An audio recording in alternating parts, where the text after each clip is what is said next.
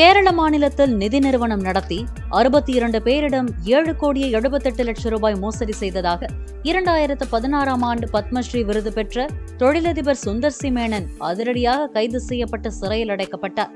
உலக புகழ்பெற்ற திருச்சூர் பூரம் திருவிழாவை நடத்தக்கூடிய திருவம்பாடி தேவசம்போர்ட் தலைவராகவும் இருந்த சுந்தர் சி மேனன் திருச்சூரைச் சேர்ந்தவர். இவர் பல்வேறு பெயர்களில் நிதி நிறுவனங்களை நடத்தி வந்தார். இவரது நிதி நிறுவனங்களில் முதலீடு செய்தால் அதிக வட்டியுடன் அசல் தரப்படும் எனவும் விளம்பரங்கள் செய்தார். இவரை நம்பி ஏராளமான பொதுமக்கள் முதலீடு செய்தனர்.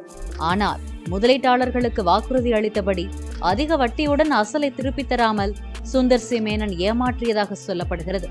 இதனால் அதிர்ச்சியும் விரக்தியும் அடைந்த 62 பேர் திருச்சூர் போலீசில் சுந்தர் சி மேனனுக்கு எதிராக புகார் கொடுத்தனர். சுமார் 7,78,00,000 ரூபாய் பொதுமக்கள் பணத்தை சுந்தர் சி மேனன் மோசடி செய்ததாக திருச்சூர் போலீசாரும் வழக்கு பதிவு செய்து விசாரணை நடத்தினர்.